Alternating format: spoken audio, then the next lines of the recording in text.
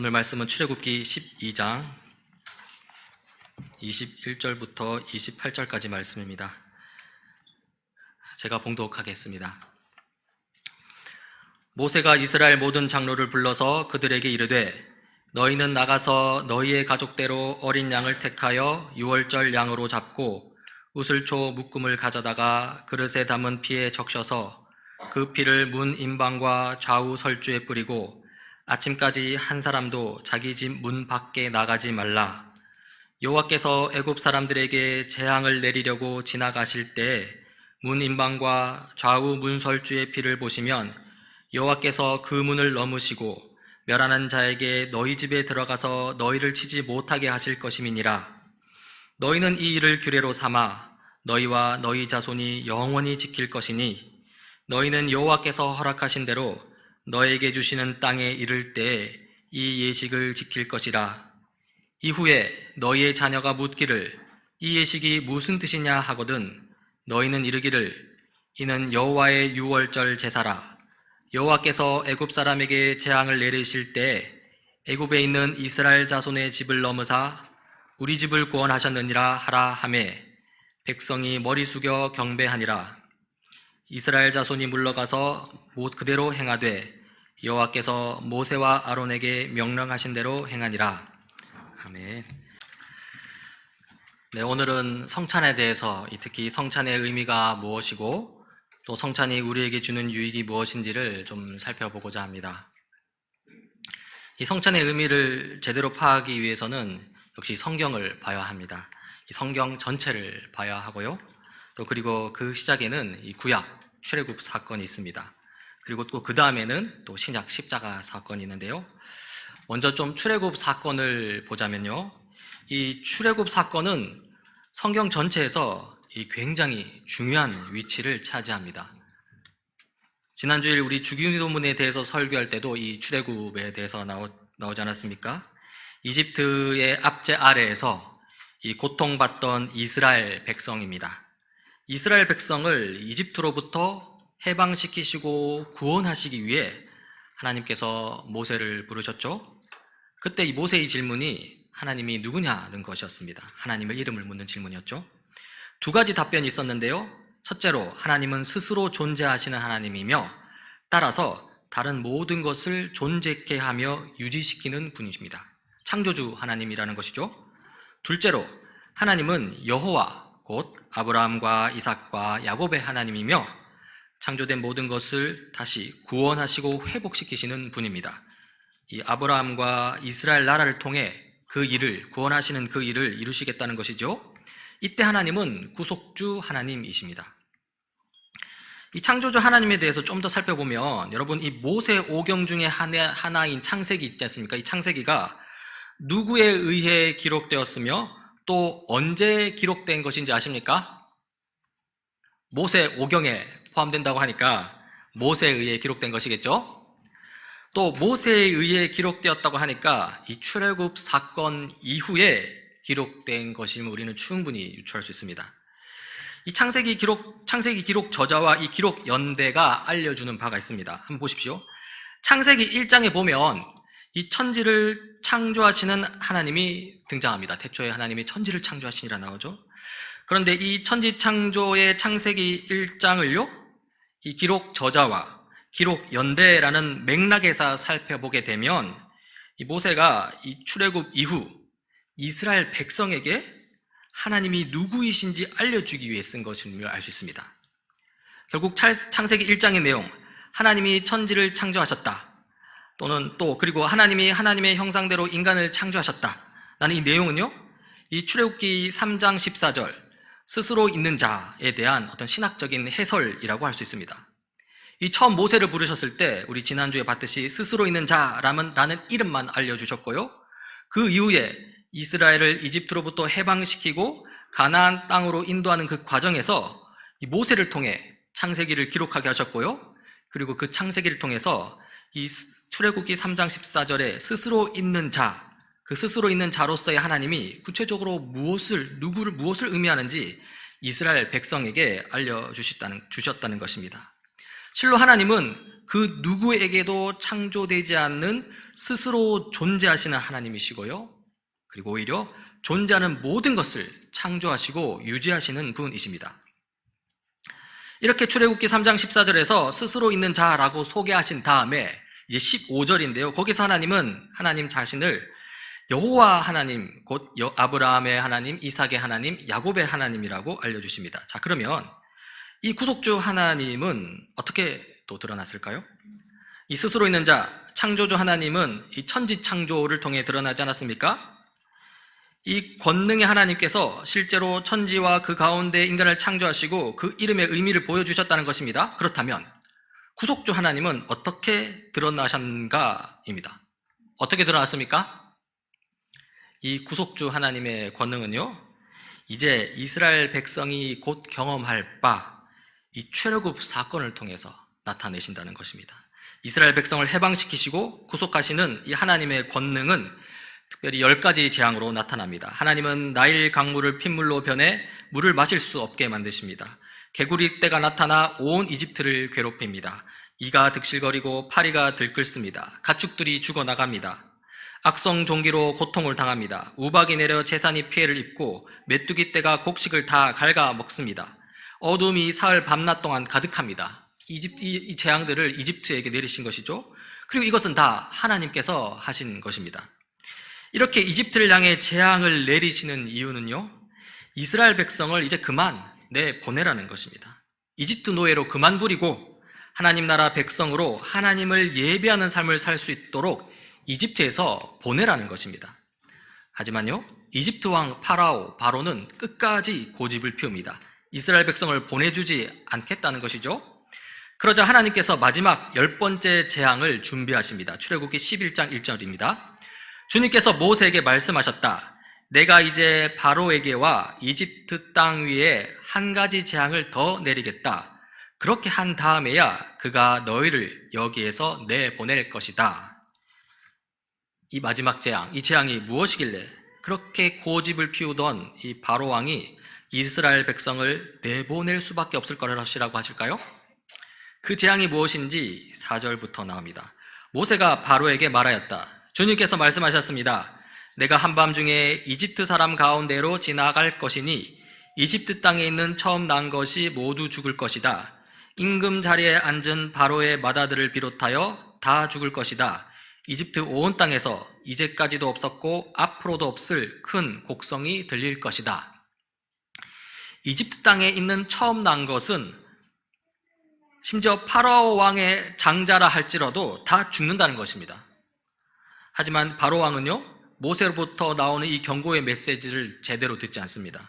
한번 할 수 있으면 해보라는 것이죠. 그리고 그날 밤 모세는 이집트 땅에 살고 있는 이스라엘 백성에게 이 마지막 재앙에 관한 하나님의 말씀을 전합니다. 이제 바로에서 백성에게 전한 거죠. 그게 12장 12절입니다. 그날 밤에 내가 이집트 땅을 지나가면서 사람이든지 짐승이든지 이집트 땅에 있는 처음 난 것을 모두 치겠다. 그리고 이집트의 모든 신을 벌하겠다. 나는 주다. 문틀에 어린 양의 피를 발랐으면 그것은 너희가 살고 있는 집의 표적이니 내가 이집트 땅을 칠 때 문설주의 피를 바른 집은 그 피를 보고 내가 너희를 치지 않고 넘어갈 터이니 너희는 재앙을 피하여 살아남을 것이다. 이렇게 해서 이스라엘 백성을 이제 끝까지 보내지 않고 이 고집 피우던 이 파라오 왕과 이집트 백성은 모두 맏아들을 잃게 됩니다. 한편 이스라엘 백성은 이 하나님의 명령 아래에서 이제 1년 된 수컷 양을 잡아서 그 피를 문 주위에 바르고요. 그리고 맏아들의 죽음이라는 재앙을 피할 수 있게 됩니다. 이 죽음이 이 어린 양의 피를 이 문 주위에 바른 그 집은 그냥 넘어간 것이죠. 그래서 이 넘어간 날, 이날을 유월절이라고 합니다. 죽음이 이스라엘 백성을 건너뛰고 넘어갔다는 것입니다. 이렇게 마지막 10번째 재앙은요, 이 그 실행과 동시에 이 파라오 왕의 이 전의를 완전히 상실케 만듭니다. 그리고 나서 이스라엘 백성을 이집트 땅에서 내보냅니다. 그리고 이것이 출애굽이 이루어지는 그날의 이야기입니다. 그런데요, 이 이야기에는 이 중요한 절차가 하나 있습니다. 출애굽기 12장 8절부터인데요. 제가 한번 읽어보겠습니다.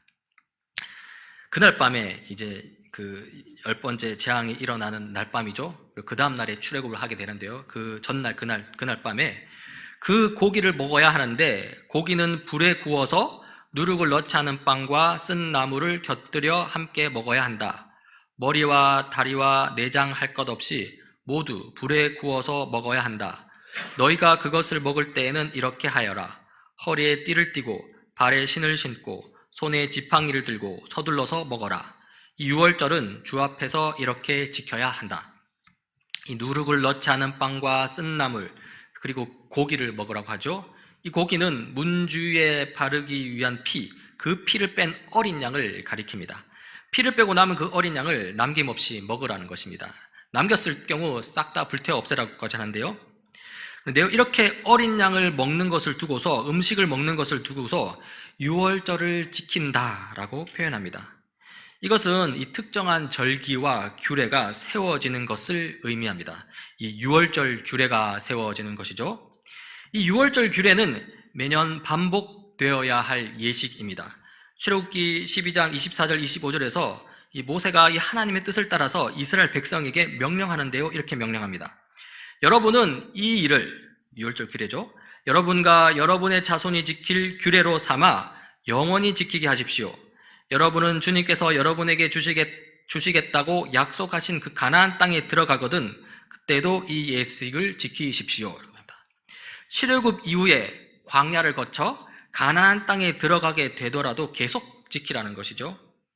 자, 그러면 이 유월절 규례를 지켜야 하는 이유, 그 목적은 무엇일까요? 26절에서 그 이유와 목적을 묻고 있는데요. 26절에 이렇게 묻습니다. 여러분의 아들, 딸이 여러분에게 이 예식이 무엇을 뜻합니까? 하고 물을 것입니다. 이유와 목적을 묻는다는 것이죠. 이 아들, 딸들이 도대체 왜 이 규례를 지키느냐고 묻는다는 것인데요. 그 목적이 무엇인지 그 다음 27절에 나옵니다. 이렇습니다. 그러면 여러분은 그들에게 이것은 주님께 드리는 유월절 제사다. 주님께서 이집트 사람을 치실 때 이집트에 있던 이스라엘 자손의 집만은 그냥 지나가셔서 우리의 집들을 구하여 주셨다 하고 이르십시오. 백성은 이 말을 듣고서 엎드려 주님께 경배를 드렸다. 이 어린 양을 나누어 먹는 이 유월절 규례를 지키는 목적이 무엇이라고 합니까? 이집트 사람을 심판하심으로써 이스라엘 백성을 이집트로부터 해방시키시고 구원하신 하나님을 기억하라는 것입니다. 다름 아닌 이 구속주 하나님을 기억하라는 것이죠. 여호와 하나님, 곧 아브라함의 하나님, 이삭의 하나님, 야곱의 하나님을 기억하라는 것입니다. 아브라함을 통해 복 주겠다고 약속하시고 그 약속을 이루시는 이 하나님을 알라는 것입니다. 그런데요, 이 출애굽기 12장 24절에 보면 이 유월절 규례와 관련하여서 이렇게 말합니다. 여러분은 이 일을 여러분과 여러분의 자손이 지킬 규례로 삼아 영원히 지키게 하십시오. 언제까지 지키라고 합니까? 영원히 지키라고 합니다. 그렇다면 오늘날도 지켜야 하는 것이겠죠? 오늘날도 지켜야 합니다. 그렇다면 오늘날에는 이 유월절 규례를 어떤 방식으로 지킬 수 있을까요? 충분히 질문할 수 있는 것인데요. 이 질문에 답하기 위해서 우리는 이제 예수 그리스도의 십자가 사건으로 들어가 봐야 됩니다. 이 출애굽 사건과 이 예수님의 십자가 사건은 상당히 큰 긴 시간적 간격이 있습니다. 거의 한 1500년의 간격이 있는데요. 그 사이를 간략하게 좀 살펴보자면요. 이스라엘 백성이 모세의 인도 아래 이집트로부터 탈출하고요. 그렇죠? 그 후에 광야 40년을 지냅니다. 헤맵니다. 그리고 나서 여호수아의 인도 아래 약속의 땅 가나안에 입성합니다. 그리고 가나안 땅에서 이스라엘 이 민족은 나라를 이룹니다. 사울 왕, 다윗 왕, 솔로몬 왕을 통해서 통일 이스라엘 나라를 세우죠. 하지만 이 통일 이스라엘 나라는 솔로몬 왕 그 이후에는 남과 북으로 분열됩니다. 남유다와 북이스라엘 이렇게 분열됩니다. 이 분열된 두 나라는 하나님의 뜻에 연거푸 불순종하다가요, 요즘 우리가 열왕기 상하를 통해서 계속 보고 있지 않습니까? 결국 하나님의 심판을 받고 맙니다. 아시리아 제국과 바벨론 제국에게 공격당하고요, 그리고 패망하는 것이죠. 아시리아 제국에 의해 멸망당한 이 북이스라엘은요, 거의 흔적도 없이 사라졌습니다. 하지만 바벨론 제국에게 포로로 끌려갔던 이 남유다 백성들은요, 70년간 이 포로 생활을 하다가 이 바벨론 제국을 부수고 일어선 이 페르시아 제국의 때에 이제 고향으로 돌아올 수 있게 됩니다. 이제 에스라, 느헤미야와 같은 지도자의 인도 아래서 예루살렘 고향으로 돌아오는 것이죠. 고향으로 돌아와서 이제 성벽을 중수하고 성전을 재건합니다. 그러나 현실은 여전히 비참합니다. 다윗 왕 때와 비교하면 너무나 연약합니다. 솔로몬 왕 때와 비교하면 너무나 초라합니다. 그런 상태로 이 400년이라는 시간이 흐릅니다. 400년이란 이 긴 시간은 침묵의 시간이었습니다. 그러나 그렇다고 그 하나님의 시간이 멈춘 것은 아니었는데요. 하나님께서는 이 하나님의 때를 정하셨고요. 그 정한 때에 성자이신 그리스도를 이 땅에 보내십니다. 이제 구약 시대가 닫히고 이 신약 시대가 열리는 것이죠. 사람의 몸을 입고 이 땅에 오신 예수 그리스도, 이 예수 그리스도께서는요, 우리를 죄로부터 구원하시기 위해 우리 대신 십자가에 달리셨습니다. 그런데요, 이 십자가 사건은 출애굽 사건과 유사한 데가 많습니다. 당연합니다. 왜냐하면 이 출애굽 사건이 궁극적으로 가리키는 것이 바로 십자가 사건이기 때문입니다. 출애굽 사건은 이스라엘 백성을 죄와 타락을 상징하는 이집트로부터 건져내는 것입니다. 그리고 십자가 사건도 하나님의 백성을 죄와 타락으로부터 건져내는 것입니다. 이 출애굽 사건이든 십자가 사건이든 둘 다 죄와 타락으로부터 이 자기 백성을 구원해 내시는 것이죠. 우리는 출애굽 사건과 십자가 사건에서 둘 다 자기 백성을 구원하시는 하나님, 구속주 하나님을 볼 수 있는데요. 이렇게 동일한 패턴은요, 이 중요한 사건들이 일어나기 하루 전날에도 유사합니다. 출애굽 사건 하루 전날 이스라엘 백성에게 무슨 일이 있었죠? 뭐가 세워졌죠? 유월절 규례가 세워졌습니다. 그렇다면 십자가 사건으로 와서 십자가 사건 하루 전날에는 무슨 일이 있었을까요? 무슨 일이 있었는지 복음서 저자들이 기록해 놓았습니다. 이렇습니다. 무교절 첫째 날에 곧 유월절 양을 잡는 날에 예수께서 베드로와 요한을 보내시며 말씀하셨다. 가서 우리가 먹을 수 있게 유월절을 준비하여라. 유월절 규례를 준비하라고 하시죠. 출애굽 사건 하루 전날과 이 십자가 사건 하루 전날의 날짜가 똑같다는 것입니다. 예컨대 출애굽 사건 전날이 10월 29일이라면 십자가 사건 하루 전날도 1500년 뒤 10월 29일이라는 것입니다. 이것은 결코 우연일 수 없습니다. 하나님의 계획입니다. 하나님의 계획 속에서 출애굽 사건 하루 전날은 십자가 사건 하루 전날과 일치하게 되는데요. 당연하게도 예수님께서는 그날 유월절 규례를 지키라 하십니다. 자, 보십시오. 출애굽기 12장 24절이었죠. 여러분은 이 일을 여러분과 여러분의 자손이 지킬 규례로 삼아 영원히 지키게 하십시오. 이 성경 구절에 따르면 모세는 하나님의 뜻 가운데 유월절 규례를 영원히 지킬 것을 이스라엘 백성에게 명령했습니다.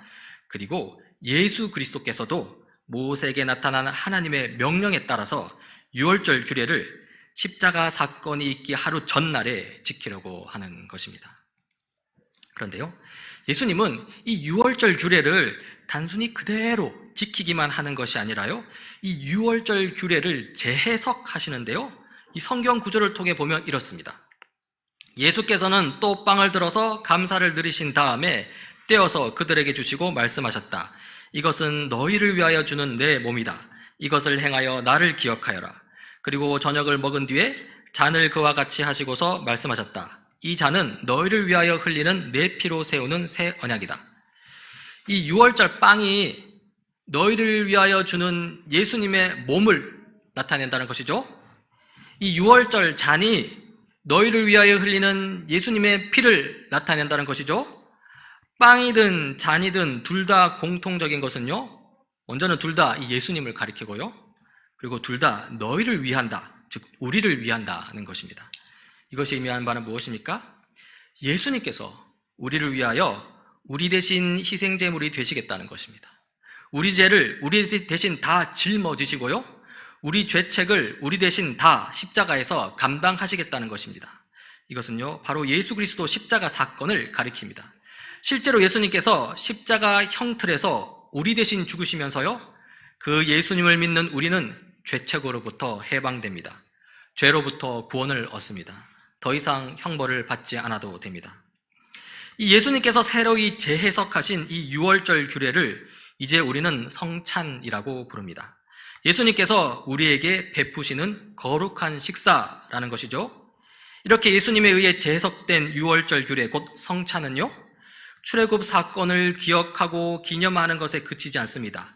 유월절 규례가 예수님의 몸과 피를 먹고 마시는 이 성찬이 된 바, 이제 예수 그리스도의 십자가 사건을 기억하고 기념하는 것으로 갱신된다는 것이죠. 이러한 성찬은요, 예수님께서 죽으시고 부활 승천하신 그 이후에도 계속 지켜집니다. 영원히 지켜야 될 규례이기 때문입니다. 사도 바울은 이렇게 말합니다. 내가 여러분에게 전해준 것은 주님으로부터 전해받은 것입니다. 곧 주 예수께서 잡히시던 밤에 빵을 들어서 감사를 드리신 다음에 떼시고 말씀하셨습니다. 이것은 너희를 위하는 내 몸이다. 이것을 행하여 나를 기억하여라. 식후에 잔도 이와 같이 하시고서 말씀하셨습니다. 이 잔은 내 피로 세운 새 언약이다.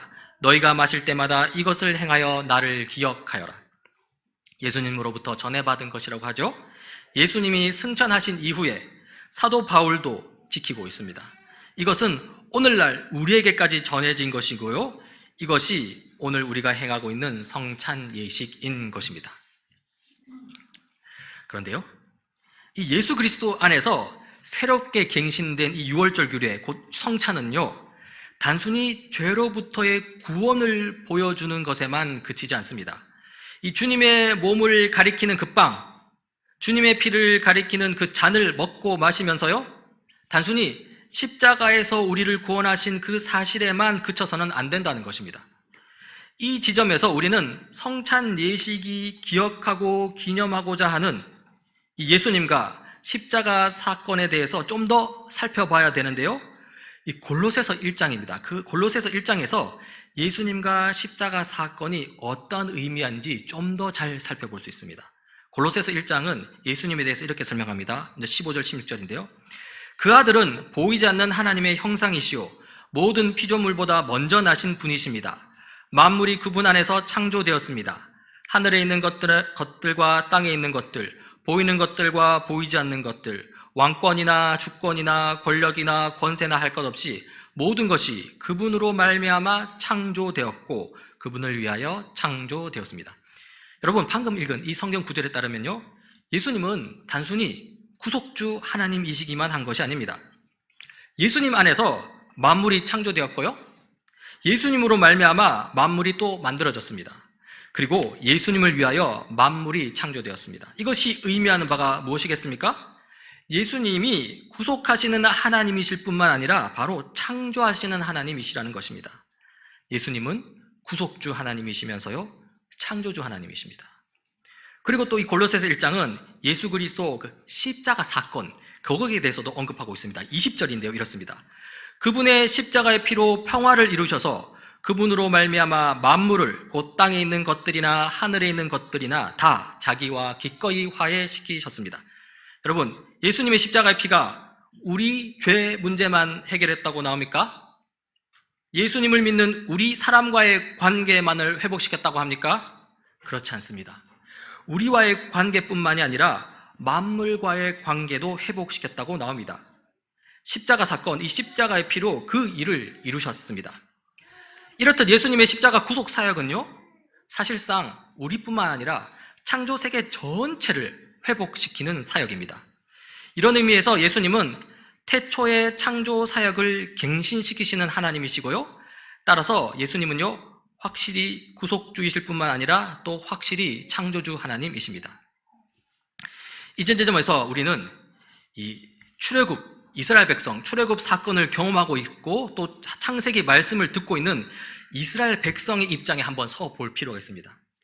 이집트에서 430년간 노예 생활을 했던 이스라엘 백성입니다. 이제 이들은 하나님에 대한 지식이 거의 전무합니다. 그 상황에서 하나님께서는 이스라엘 백성에게 먼저 어떻게 나타나십니까? 창조주로 나타나십니까? 구속주로 나타나십니까? 구속주로 나타나십니다. 이스라엘 백성을 이집트로부터 구원해 주시는 하나님이시라는 겁니다. 하지만 여기에서 그치지 않고요, 이스라엘 백성을 구원하신 하나님은 그들을 이끄시면서 그들에게 창세기 말씀을 주시는데요, 특히 앞서 살펴보았던 창세기 1장을 통해서 이스라엘을 구속하신 하나님이 바로 만물을 창조하시는 하나님임을 알려줍니다. 결국 이것이 의미하는 바는 무엇입니까?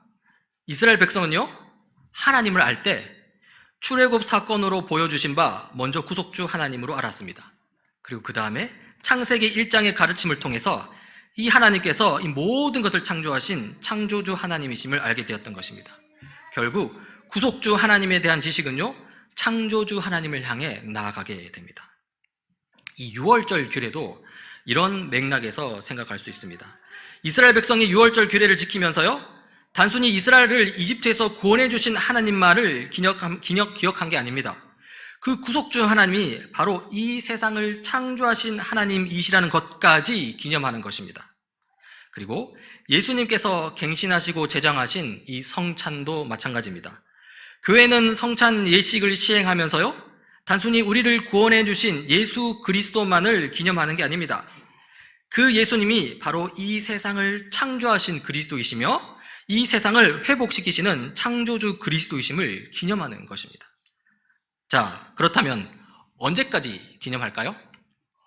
언제까지 이 갱신된 유월절 규례, 곧 성찬을 시행해야 하는가에 대해서는요, 사도 바울이 답해 줍니다. 고린도전서 11장 26절인데요, 이렇습니다. 그러므로 여러분이 이 빵을 먹고 이 잔을 마실 때마다, 이 성찬 예식을 말한 거죠, 때마다 주님의 죽으심을 그가 오실 때까지 선포하는 것입니다. 언제까지 이 성찬 예식을 시행한다고 합니까? 예수님이 다시 오실 때까지입니다. 예수님이 다시 오시면요, 하나님 나라는 완성됩니다. 하나님 나라가 완성이 되면요, 성찬은 다시 새로운 것으로 변화되어 실시되는데요, 예수님께서도 이에 대해 말씀해 주셨습니다. 마태복음 26장 29절입니다. 내가 너에게 말한다. 이제부터 내가 나의 아버지의 나라에서 너희와 함께 새 것을 마실 그날까지 나는 포도나무 열매로 빚은 것을 절대로 마시지 않을 것이다. 예수님께서 뭐라고 하십니까? 나의 아버지의 나라에서 너희와 함께 새 것을 마실 그날이라고 말씀하시죠? 여기서 그날은요, 예수님께서 이 땅에 다시 오셔서 하나님 나라를 완성시킬 그날을 가리킵니다. 그날이 되면 새 것을 마신다고 하는데요, 이 새 것이 구체적으로 어떠한 것인지는 그날 가봐야 압니다. 다만 우리가 이것을 통해 알 수 있는 것은 이 모세 때 제정된 유월절 규례는요, 하나님의 말씀대로 영원히 지켜지는 바, 이 구속 역사가 진행되고 하나님 나라가 완성이 되면요, 그와 함께 이 유월절 규례와 성찬은 완성된 형태로 우리에게 펼쳐진다는 것입니다. 그날에 우리는 그리스도의 몸이 주는 충만한 배부름, 그리고 그리스도의 피가 주는 최상의 기쁨을 누리게 될 것입니다. 여러분, 이 성경 전체의 지향점은 하나님 나라입니다. 창조에서부터 인간의 죄와 타락을 극복하는 구속을 거쳐 완성에 이르기까지 하나님은 하나님 나라를 이 땅에 세우길 원하십니다. 창세기에 나타난 에덴 동산, 구약시대에 나타난 이스라엘 나라, 신약시대에 나타나는 교회, 그리고 요한계시록의 새하늘과 새 땅, 거룩한 도시, 새 예루살렘, 이 모든 것은 하나님의 통치가 온전히 실현되는 하나님 나라를 가리킵니다. 과거 에덴 동산과 이스라엘 나라는 하나님 나라가 되었어야 했습니다. 하지만 실패했죠? 아담과 하와는 에덴 동산에서 추방되었고요, 이스라엘 나라는 아시리아와 바벨론 제국에게 멸망당했습니다. 그리고 현재 이 교회는 하나님 나라가 되어야 합니다. 우리는 몸된 교회의 지체로서 하나님의 통치하심을 온전히 드러내도록 해야 한다는 것입니다. 여기에 우리의 사명이 있습니다. 마지막으로 미래, 새하늘과 새 땅, 곧 거룩한 도시 새 예루살렘은 완전한 하나님 나라로 우리에게 나타날 것입니다. 하나님의 통치가 온전히 실현되는 바, 충만한 배부름과 최상의 기쁨이 가득한 곳입니다. 이러한 하나님 나라 진전의 역사 속에서 현재 우리는요, 우리 지난주에 살펴보았듯이 구속과 완성 사이, 교회의 시대를, 그 중간 교회의 시대를 살고 있습니다. 예수 그리스도의 초림과 십자가 사역을 통해 이미 임한 하나님 나라를 경험하고 있지만요, 또 한편 예수 그리스도의 재림과 더불어 완성될 그 하나님 나라를 아직 완전히 경험하고 있지는 못한 상태입니다. 그러니까 구속과 완성 사이, 이미와 아직 아니 사이의 기간을 살고 있다는 것이죠. 이 사이 기간을 살면서 우리는 수많은 긴장 상태를 경험합니다. 이미 임한 하나님 나라의 배부름과 기쁨을 잠시 맛보고 있지만요, 그러나 완전하진 않습니다. 때로 배고픔이나 탐욕에 빠질 때가 있고요, 때로 불안함과 두려움에 빠질 때도 있습니다. 타락한 세상에 영향력이 아직 남아있고요, 이 상황에서 교회의 지체로서 영적 전투를 치르고 있는 중입니다.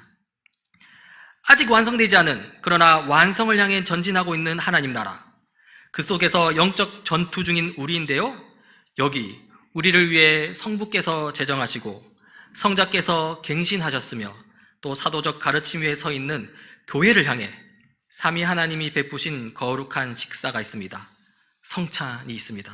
이 고린도전서 11장 24절 25절인데요, 감사를 드리신 다음에 떼시고 말씀하셨습니다. 이것은 너희를 위하는 내 몸이다. 이것을 행하여 나를 기념하여라. 식후에 잔도 이와 같이 하시고서 말씀하셨습니다. 이 잔은 내 피로 세운 새 언약이다. 너희가 마실 때마다 이것을 행하여 나를 기념하여라. 예수 그리스도를 기념하라고 하시죠. 참으로 이 성찬 예식을 통해서 우리는 예수 그리스도를 기념합니다.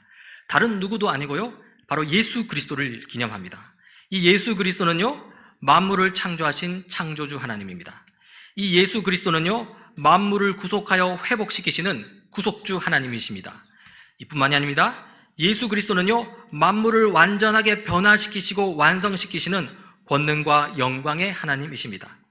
따라서 우리가 성찬 예식 가운데 예수 그리스도를 기념하는 것은요, 하나님 나라 창조 사역에 동참하신 이 예수 그리스도를 통해 삼위 하나님의 위대하심을 기억하는 것이고요, 또 하나님 나라를 이 땅 가운데 회복시키시는 이 예수 그리스도를 통해 삼위 하나님의 은혜를 묵상하는 것이고요, 그리고 하나님 나라를 완성시키시는 이 예수 그리스도를 통해 삼위 하나님의 영광스러움을 기대하고 소망하는 것입니다. 예수님의 몸을 먹으면서 예수님의 피를 마시면서 그렇게 하는 것입니다. 성찬 예식이 그런 것입니다. 이렇게 성찬 예식은 우리에게 삼위 하나님의 위대하심을 기억하게 하고 삼위 하나님의 은혜를 생각하게 하고 삼위 하나님의 영광스러움을 기대하게 해주는 것인데요, 그런데요, 이 과정에서 우리가 이해할 수 없는 신비가 담겨 있습니다. 이 성찬 가운데 일어나는 신비가 무엇인지 이제 마지막으로 한번 살펴보고자 하는데요, 오늘 여러 말씀에 따르면 우리는 성찬 중에 우리를 위해 주신 예수님의 몸을 먹고 우리를 위하여 흘리신 예수님의 피를 마신다고 했습니다. 그런데요, 이렇게 예수님의 몸과 피를 먹고 마신다는 것은, 이 먹고 마신다는 것을 우리는 어떻게 이해해야 할까요? 그저 상징에 불과한 것일까요? 아니면 실제로 예수님의 몸과 피를 먹고 마신다는 것일까요? 우리 교회가 속해 있는 이 종교개혁 전통에 따르면요, 이 성찬에 사용되는 빵과 잔은 잔이 그저 예수님의 몸과 피를 상징하는 것에 그치지 않습니다. 그러니까 상징설이라는데요, 그 상징에 그치지 않습니다. 또 그렇다고 반대로 실제로 이 예수님의 몸과 피로 변해서 우리가 그 몸과 피를 먹고 마시는 것, 그것도 아닙니다. 이 둘 다 아니고요, 우리가 빵과 잔을 먹고 마실 때 그때 성령 하나님께서 임재하신다는 것입니다. 성령님께서 이 성찬 예식 가운데 역사하셔서 빵과 잔이 실제로 예수님의 몸과 피로 변하는 것은 아니지만 예수님의 몸과 피를 마시는 것과 동일한 효력이 발생토록 한다는 것입니다. 이것은 믿음의 눈으로 보았을 때 실제로 이루어지는 바입니다. 믿음의 눈으로 볼 때 실제 상황이라는 것입니다. 우리는 이 과정을 다 이해할 수 없고요, 다만 믿음으로 받을 뿐입니다. 믿음으로 받아야만 누릴 수 있는 신비라는 것입니다. 이렇게 생찬 예식을 통해, 그리고 그 가운데 임재하시고 역사하시는 성령 하나님 덕분에 우리는 예수 그리스도의 몸과 피에 참여하고 또 그리스도와 연합을 이루게 되는데요, 이렇게 예수 그리스도와 연합하는 것은요, 곧 하나님 나라에 동참하는 것과도 연결이 됩니다. 하나님 나라를 이루어 가시는 예수 그리스도에게 연합되는 바, 하나님 나라의 진전에 동참하게 된다는 것입니다. 다시 말씀드리지만요, 이것은 성찬 예식 가운데 일어나는 실제 상황입니다. 다니엘 새 시대의 교우 여러분, 이 성찬 예식을 사모하시길 바랍니다. 주님이 베푸신 거룩한 식사 가운데 제공되는 빵, 곧 그리스도의 몸은 우리를 배부르게 합니다. 그러하니 배고픔과 탐욕의 현실 속에서 우리의 줄인 배를 채우시고 우리를 자족케 하시는 예수 그리스도의 몸을 사모하시길 바랍니다. 또 주님이 베푸신 거룩한 식사 가운데 제공되는 포도주, 곧 그리스도의 피는 우리에게 기쁨을 허락합니다. 그러하니 불안과 두려움의 현실 속에서 우리에게 참된 기쁨과 평안을 주시는 예수 그리스도의 피를 사모하시길 바랍니다. 성찬 예식을 통해서 그리스도와 더욱더 연합하여 그리스도께서 이루시는 하나님 나라에 동참할 수 있기를 바랍니다. 타락한 세상 나라에 대항하여 거룩하신 하나님 나라를 드러내고자 하는 우리의 사명이 이 성찬 예식 가운데 임재하시는 성령 하나님의 도우심을 받아서 우리 삶의 방식이 되길 간절히 바랍니다. 아멘. 네, 우리 잠시 기도드리고 이후에 성찬 예식을 거행하도록 하겠습니다. 좀 기도하겠습니다. 신실하신 하나님 아버지, 구약 출애굽 사건을 두고서 성부께서 제장하시고 또 신약 십자가 사건을 두고서 성자께서 갱신하셨으며 또 오늘날 성령의 임재하심 가운데 풍성히 누릴 수 있게 하신 성찬 예식을 생각합니다. 성령의 임재 가운데 먹는 그리스도의 몸은 우리에게 참된 배부름이요, 성령의 임재 가운데 마시는 그리스도의 피는 우리에게 참된 기쁨임을 고백합니다. 타락한 세상, 영적 전쟁이라는 상황에 놓여있는 우리가 이 신비로운 성찬 예식에 참여할 때 우리로 하여금 세상 나라에 대항하여 하나님 나라에 동참하며 우리로 하여금 세상 나라를 변화시키는 하나님 나라 백성으로서의 사명 감당케 하는 원동력이 되게 하옵소서. 삼위 하나님께서 베푸시는 은혜의 유익을 충만히 누리는 시간이 되게 하옵소서. 성찬을 사모하는 마음을 허락해 주옵소서. 은혜의 중보자 되시는 우리 주 예수 그리스도 이름으로 기도드립니다. 아멘.